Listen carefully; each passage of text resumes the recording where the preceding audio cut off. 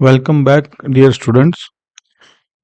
इस relative motion के lecture में हम 5 एडवांस्ड प्रॉब्लम करने वाले हैं।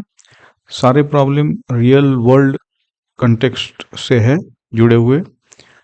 चलिए देखते हैं कौन से प्रॉब्लम है। तो पहला है एस्केलेटर का प्रॉब्लम।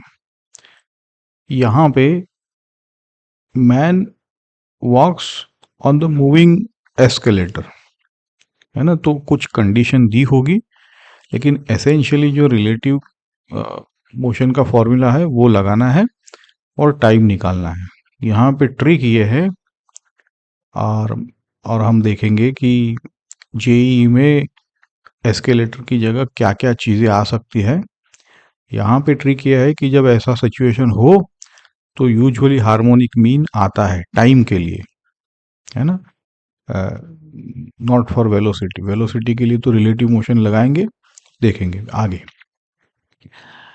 दूसरा एक टिपिकल सवाल आता है कि बस किसी स्टेशन से हर एक टाइम इंटरवल पे फिक्स्ड वेलोसिटी से निकलती है, और बीच में कोई साइकिलिस्ट है या कोई भी पेडेस्ट्रियन है, उसको कितनी टाइम से वो बस क्रॉस करेंगी, समझिए, हम देखेंगे आगे। लेकिन यहाँ पे देखो, जैसे two equation two unknown trick है, और जो राइट हैंड साइड पे v इंटू टी है ना, वो डिस्टेंस है बिटवीन टू बसेस, वो ट्रिक है। ये प्रॉब्लम 3 है कि पुलिस की वान से अगर आप बुलेट फायर करो तो आगे जो थीफ की कार है उसको वो कैसे हिट करेगी। बहुत से वेरिएशन पूछे जा सकते हैं इसमें, तो ये भी देखेंगे हम। चौथा प्रॉब्लम है कि 3 कार है ए बी सी। बी ए की तरफ आ रही है, सी भी ए की तरफ आ रही है। We have to see, but the trick is, आप किसी एक के फ्रेम में, जैसे शिफ्ट टू ए फ्रेम लिखा है, तो आपको 3 बॉडी नहीं, इट्स ओनली 2 बॉडी प्रॉब्लम, आसान हो जाएगा। और दूसरा है लास्ट एलिवेटर का प्रॉब्लम, जिसमें मूविंग एलिवेटर में आप अगर कॉइन ड्रॉप करते हो या कहीं बोल्ट गिर जाता है तो हाउ विल यू सॉल्व, है ना। तो जैसे ड्रॉपिंग में हमको तो पता ही है T equal to √2h/g formula है, बट यहाँ पे आपका g plus A effective gravity होता है ना। तो ये प्रॉब्लम को हम 2 तरीके से देखेंगे। रिलेटिव फ्रेम में कैसे सॉल्व होता है क्विकली, और नॉन रिलेटिव फ्रेम में जो हम अक्सर सॉल्व करते हैं। सारे जेई टेस्टेड है, और ये जो नीचे एक लाइन है वो काइंड ऑफ अ ट्रिक्स है। आप जब कभी भी प्रॉब्लम सॉल्व हो जाए उसके बाद इसको आप देखोगे तो और क्लैरिटी मिलेगी आपको। चलो, पहला प्रॉब्लम है कि मैन, 2 कंडीशन है, सिचुएशन दी है कि आप जब एस्केलेटर नहीं चल रहा है, walk up the escalator, time दिया हुआ है t1। फिर मूविंग एस्केलेटर है ना, आप उस पे खड़े हो तो आपको वो क्लियर करवाता है t2 सेकंड में, और लेंथ ऑफ एस्केलेटर दी है l। अब आप क्या करो कि ये दोनों कंडीशन दी है, एस्केलेटर भी चल रहा है, आप भी चल रहे हो, तो कितने टाइम में आप कवर करोगे। तो ये टिपिकल कंडीशन है। तो यहाँ पे अब कॉमन सेंस से भी अगर लगाओगे ना वेलोसिटी की फॉर्मूला, तो आपकी यही फॉर्मूला आएगी। देखो, जो हम रिलेटिव मोशन में लगाते हैं कि speed with respect to ground is equal to speed with respect to escalator plus escalator speed, है ना, जो फ्रेम एडिशन की फॉर्मूला है। तो यही है, कॉमन सेंस से भी यही आती है, रिलेटिव मोशन से भी यही। ओके, देखो यहाँ पे केस ए दिया है कि एस्केलेटर स्टॉप्ड है, आपने t1 सेकंड में कवर किया है, तो आपकी वेलोसिटी आ जाएगी l/t1। फिर आप एस्केलेटर पे खड़े हो, एस्केलेटर की खुद की वेलोसिटी इतनी है कि T2 में उसने कवर किया तो L/T2 आ जाएगा। अब आप क्या करो कि आपकी अगर वेलोसिटी मिल जाती है विथ रिस्पेक्ट टू, अब आप जब एस्केलेटर पे खुद चल रहे हो, एस्केलेटर पे चल रहे हो, तो रिलेटिव मोशन से आपकी वेलोसिटी आ गई, तो फिर आप जो टाइम है वो निकाल पाओगे, वो हार्मोनिक मीन निकल के आएगा, वो देखेंगे हम। ओके, तो यहाँ पे देखो जेई में क्या क्या चीजें हैं। पहले तो है कि हम जैसे कहा कि वेलोसिटी को बराबर से ऐड करेंगे ताकि हमें ग्राउंड के फ्रेम में वेलोसिटी मिले, सीधा टाइम तो ऐड नहीं कर सकते। फिर जब हम देखेंगे कि टोटल वेलोसिटी अगर मिल गई तो आपका टाइम जो है वो हार्मोनिक मीन आएगा। हार्मोनिक मीन का मतलब है कि ऑब्वियसली आप भी चल रहे हो, एस्केलेटर भी चल रहा है, तो टाइम तो कम से कम लगने वाला है ना, 2 केस T1 T2 से कम लगने वाला है।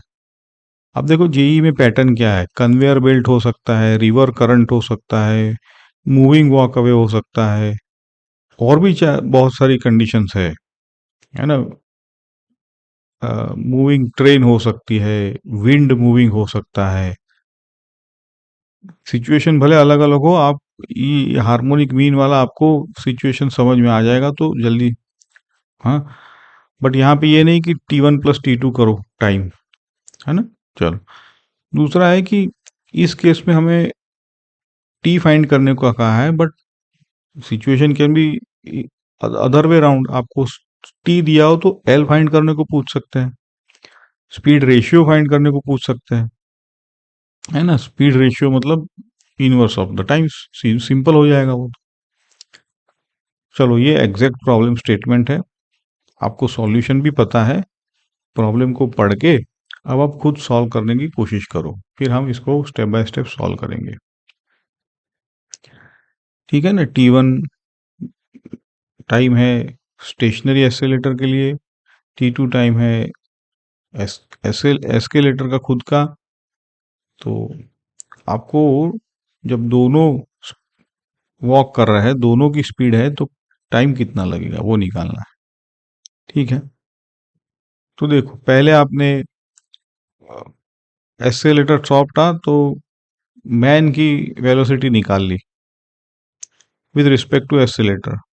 अब ये विद रिस्पेक्ट टू ई बोलो या ग्राउंड बोलो, एक ही बात है ना। लेकिन ग्राउंड हम इसलिए नहीं कह रहे कि केस एस्केलेटर का केस है। अब दूसरा केस है मैन स्टेशनरी, एस्केलेटर जा रहा है, तो उसकी वेलोसिटी L/T2, सिंपल है। अब है कि मैन भी वॉकिंग है, एस्केलेटर भी मूविंग है, तो उस केस में मैन की ग्राउंड के फ्रेम में वेलोसिटी क्या होगी, VME+V, ये हमने देखा है। तो इससे आपका V of man with respect to ground आता है, उसके बाद आप टाइम निकाल सकते हो L/VM करके, तो ये टाइम आपका हार्मोनिक मीन आता है ना। और ये T1 और T2 से छोटा होगा क्योंकि हार्मोनिक मीन है। ओके, अब आता है दूसरा कि बस जा रही है एवरी T मिनट्स पे, और आप साइकिल पे जा रहे हो, तो आपको फ्रीक्वेंसी अलग क्यों नजर आती है, या कौन, तो कैसे ये प्रॉब्लम है ना। जैसे स्टेशन से बस एवरी T मिनट पे जा रही है, हम्म, दोनों साइड से आ रही है एवरी T मिनट पे। साइकिलिस्ट जा रहा है दो स्टेशन के बीच विथ सम स्पीड जिस इज 20 किलोमीटर। अब ये कंडीशन आप नोटिस करो कि बस going in the direction of cyclist overtakes him at every 18 minute, और जो बी से ए की तरफ बस निकल रही है वो उसको क्रॉस कर रही है एवरी 6 मिनट। ये कंडीशन को आप अगर समझ लो और रिलेटिव मोशन के कॉन्सेप्ट को यहाँ पे अप्लाई करो, तो प्रॉब्लम एकदम इजी हो जाएगा। देखो कि यहाँ पे अननोन क्या है, कि ये जो स्मॉल v है और t टाइम्स दिया हुआ है, जो बस का स्पीड और बस की फ्रीक्वेंसी, ये हमें फाइंड करना है। तो दो अननोन्स है, तो दो अननोन्स के लिए दो इक्वेशन कौन से हैं, तो देखो ये जो 18 मिनट और 6 मिनट दिया है ना, वहीं से दो इक्वेशन निकलेंगे। पहला चीज कि बस दो बस के बीच का डिस्टेंस कितना होगा, तो बस की वेलोसिटी टाइम्स टी, ये तो फिक्स डिस्टेंस है ना। अब हम साइक्लिस्ट के रेफरेंस में ये डिस्टेंस को कैसे इक्वेट कर सकते हैं रिलेटिव मोशन से। तो देखो ये आप पहले देखो कि सिचुएशन क्या है। साइक्लिस्ट 20 किलोमीटर पर सेकंड से जा रहा था, बस के बीच की दूरी वी है, और बस ए से बी की तरफ जा रही है, सिमिलरली बी से ए की तरफ भी आ रही है। तो साइक्लिस्ट को फ्रेम में रिलेटिव वेलोसिटी क्या हो जाएगी, जब सेम डायरेक्शन है तो हम लिखते हैं v-20, जब अपोजिट डायरेक्शन है तो हम लिखते हैं v+20। ये हमने देखा हुआ है ना, क्योंकि सेपरेशन इंक्रीज हो जाता है, rate of separation. Now then separation can be closer, और है ना, सेपरेशन का मतलब ऐसा नहीं कि सेपरेट हो रहा है, it can be either separation और closure whatever, but rapid हो जाता है जब अपोजिट डायरेक्शन है, तो इसीलिए v+20 ये सब देखा हुआ है। तो नाउ अगर सेम डायरेक्शन में आप साइक्लिस्ट के रेफरेंस से वो डिस्टेंस कवर करो, तो देखो इक्वेशन 1 आएगा। अपोजिट डायरेक्शन में वही डिस्टेंस तो सेम रहेगा, अपोजिट डायरेक्शन से आप इसको कवर करो तो इक्वेशन 2 लगेगा। तो यही है टू इक्वेशन 2 अननोन, और आपने ये रिलेटिव वेलोसिटी से आपने इसको कवर किया है। अभी don't worry about the Doppler effect. Doppler effect का अगर हम पढ़ेंगे तो यही चीज है डॉपलर इफेक्ट में भी, अभी इट्स नॉट ओके। चलो, तो जेईई में ये सारी पैटर्न है हमने जो भी डिस्कस की, कि बस का गैप जो है वो relative speed times the encounter time, ये है कोर ट्रिक आपकी जो हमने लगाई इक्वेशन 1 और इक्वेशन 2 में। और बस का गैप कैसे निकालोगे, v टाइम्स टी, और वो फिक्स्ड है क्योंकि फ्रीक्वेंसी फिक्स्ड है उसपे। दूसरा है हमारा, हमने देखा सेम डायरेक्शन होती है तो रिलेटिव स्पीड कम हो जाती है ना, अपोजिट डायरेक्शन है तो रिलेटिव स्पीड बढ़ जाती है। और हमने देखा कि ये दो चीजों से v और t, दो अननोन्स, हम कैसे निकालेंगे। अब जेई में पूछ सकते हैं बस की स्पीड, फ्रीक्वेंसी गिवन है, इंटरवल जो हमने अभी दिया है,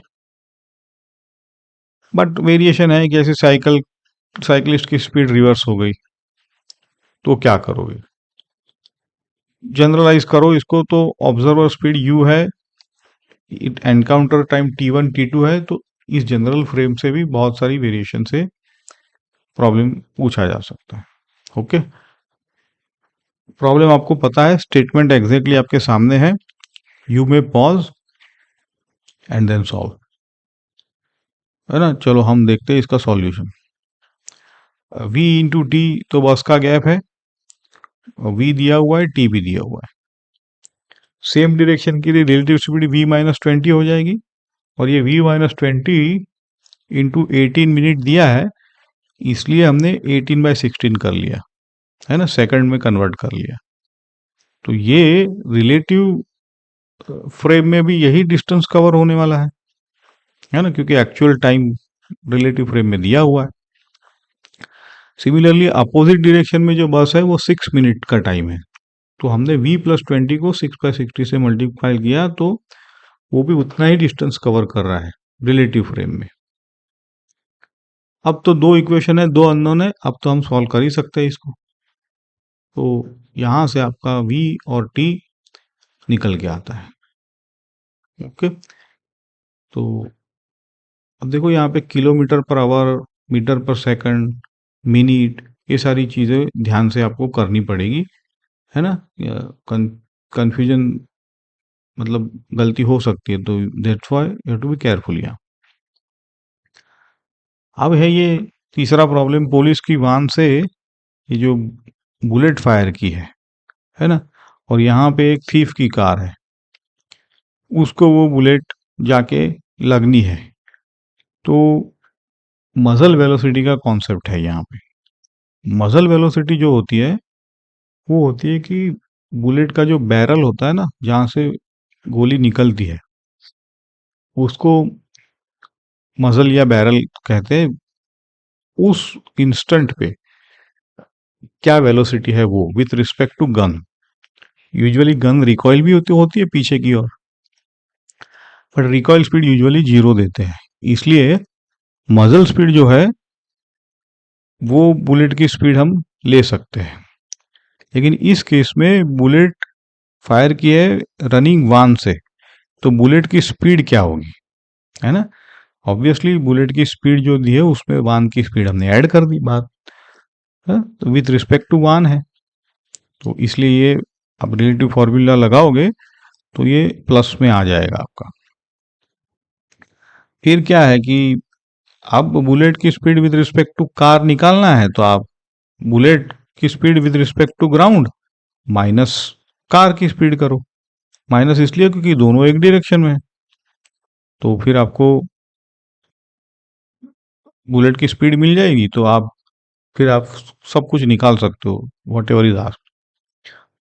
ओके, जैसे यहाँ पे ना मजल स्पीड दी हुई है, तो मैंने कहा मजल स्पीड का मतलब है बुलेट के बैरल से जब बुलेट निकलती है उस इंस्टेंट की स्पीड विद रिस्पेक्ट टू मजल। अगर रिकॉइल स्पीड दी है तो वो आपको बुलेट की स्पीड में माइनस करनी रहेगी। यूजुअली रिकॉइल स्पीड 0 देते हैं। ओके, दूसरा है जैसे कन्वर्ट द मजल स्पीड ग्राउंड के रेफरेंस में कन्वर्ट कर लो हम, फिर विथ रिस्पेक्ट टू कार करो, दो रिलेटिव वेलोसिटी लगानी है। दूसरा है कि किलोमीटर पर आवर, मीटर पर सेकंड, ये आपको ध्यान रखना है। फिर ये नीचे जो तीन है वो वेरिएशन है कि speed at which the bullet hits the target. ये तो सिंपल सवाल है जो आज हम कवर करेंगे। लेकिन अगर कार अपोजिट डायरेक्शन में मूव कर रही है तो भी आपको आना, because the same thing plus हो जाएगा। Minimum muzzle speed needed to catch the car, ये अच्छा सवाल है। इसमें भी हम यही करेंगे कि जब इसका मतलब है कि 0 करना पड़ेगा मिनिमम मजल स्पीड, कि v bullet with respect to car आप क्या करोगे कि वो जब टच हो रहा है तो उसको आपको मिनिमम मतलब वो उतना ही है कि वहां जाके वो 0 हो जाए। तो ये एक अच्छा वेरिएशन है, इसको आप कर सकते हो। चलो, तो ये एग्जैक्ट स्टेटमेंट है, सारी वैल्यूज है, पॉज करके सॉल्व करो आप, है ना। चलो देखते हैं अभी सॉल्यूशन। पहले तो है कि सारा किलोमीटर से आवर था तो उसको कन्वर्ट कर लिया है 5/18 से। अब मजल स्पीड 150 दी है और बुलेट क्योंकि वान के ऊपर है तो उसका ग्राउंड के रेफरेंस में हमने ऐड करके निकाला है। अब विद रिस्पेक्ट टू कार निकालेंगे तो माइनस वी ऑफ कार करना पड़ेगा क्योंकि दोनों सेम डायरेक्शन में है। तो with respect to car 105 metre पर सेकंड आ रही है ना। तो ये 105 के मीटर से ये हिट करेगी। अगर पूछा है कि मिनिमम स्पीड, तो यहाँ पे ये जो 105 है ना वो 0 करना पड़ेगा, तो उल्टा जाना पड़ेगा। ओके, अब ये चौथा सवाल है। ए की वेलोसिटी दी है, पीछे बी आ रहा है 1 किलोमीटर डिस्टेंस, ऊपर से सी आ रहा है मतलब अपोजिट डायरेक्शन -15 पे। तो पूछा है कि बी का ओवरटेक करने के लिए कितना एक्सेलरेशन लगेगा बिफोर सी टेक्स इट, है ना। तो देखेंगे हम, बट एसेंशियली वी ए के रेफरेंस फ्रेम में अगर सी कब आता है पता चले तो वो टाइम है, वो हम बी में डालेंगे तो हमें मिल जाएगा। ठीक है, चलो देखते हैं आगे। ये पहला तो यह है ट्रिक कि आप जो 3 बॉडी दी है उसमें 2 बॉडी, मतलब ए के रेफरेंस फ्रेम में आ जाओ आप। तो ए के रेफरेंस फ्रेम में आप आ जाओगे तो बी को जो कवर करना है टाइम 1 किलोमीटर वो टाइम मिल जाएगा। जैसे ही टाइम मिला तो s equal to u t plus a t करके का सॉल्व कर लोगे। और टाइम कैसे मिलेगा? क्योंकि सी अगर वी के पास आ रहा है तो वी सी ए से टाइम मिल जाएगा, दोनों के बीच का डिस्टेंस तो पता ही है ना। तो यहां से आपको minimum acceleration for b to avoid collision, मतलब वो वहां टच ना हो, है ना। तो वो भी वही जो हम आज करेंगे। Time available for the overtake manoeuvre, मतलब टाइम निकालना है, तो वो भी यही चीज है। ए बी और ए सी अगर अलग अलग है तो हम कोई बात नहीं, उसको हम उस हिसाब से लेंगे, है ना। चलो देखो, ये प्रॉब्लम स्टेटमेंट है एग्जैक्टली। ए की स्पीड दी है, बी की स्पीड दी है, और पूछा है कि बी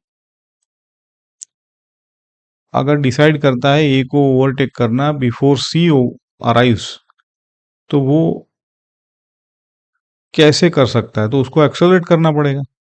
तो ये एक्सेलरेशन हम निकालेंगे। चलो देखते हैं।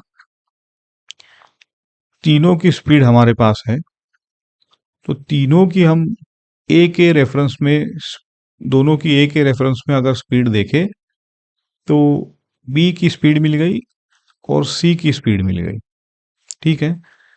तो -25 का मतलब है वो लेफ्ट साइड में जा रहा है, डजेंट मैटर।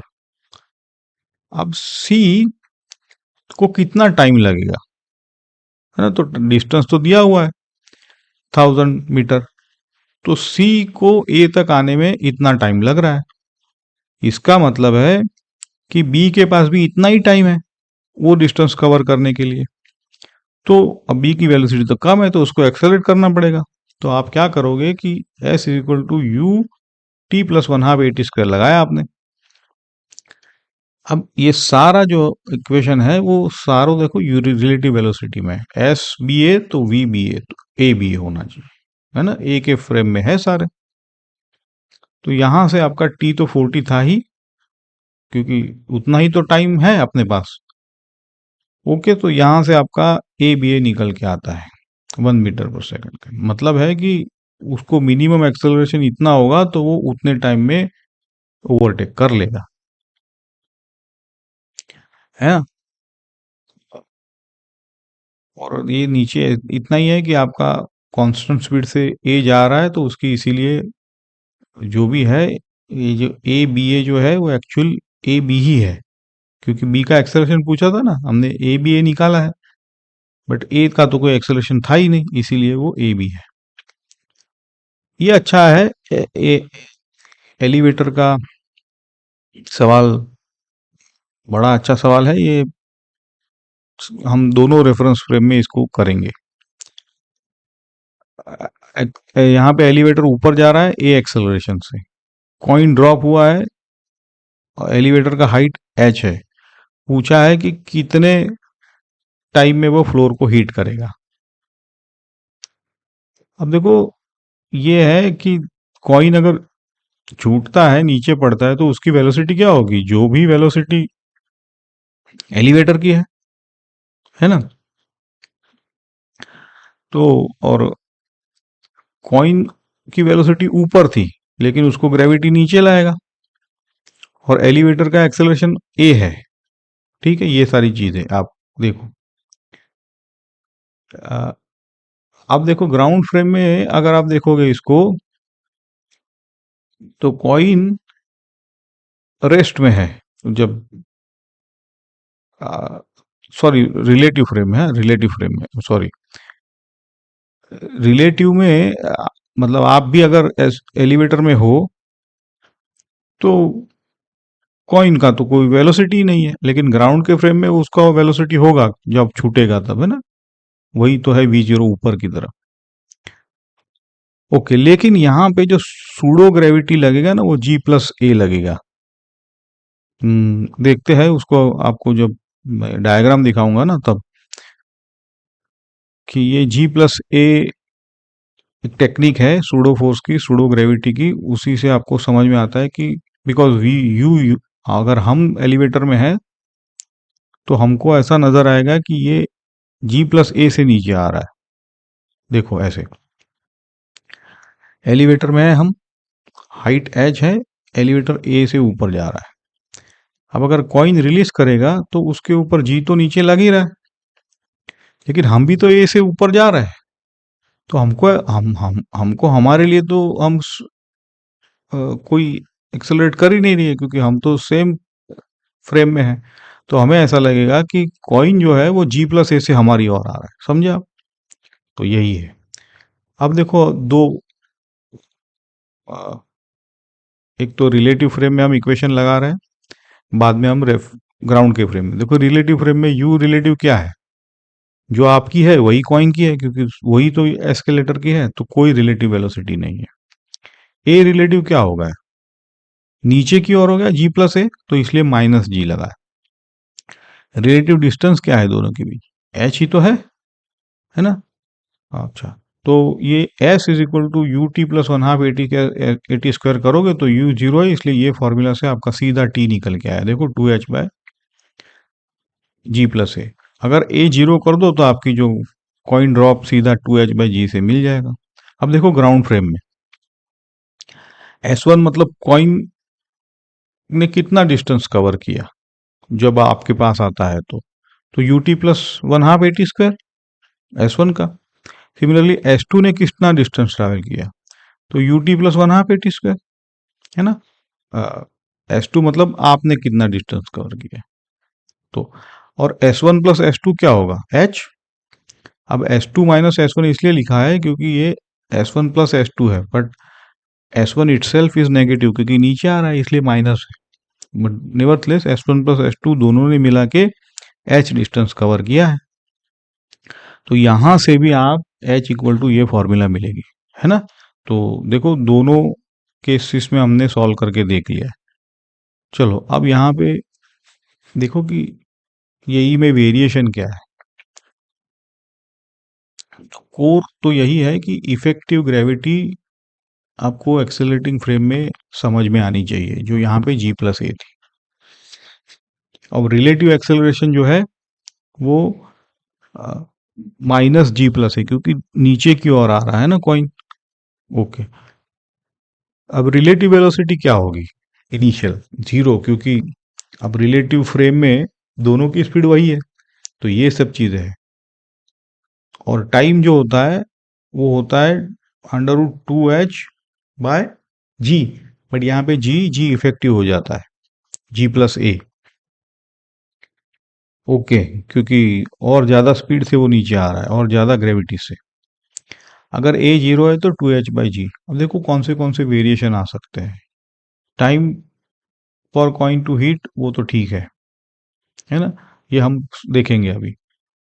लेकिन अगर एलिवेटर डिसेलरेट करता ना, तो आप क्या करो कि ए को माइनस ए से रिप्लेस कर दो, प्रॉब्लम सॉल्व हो जाएगा।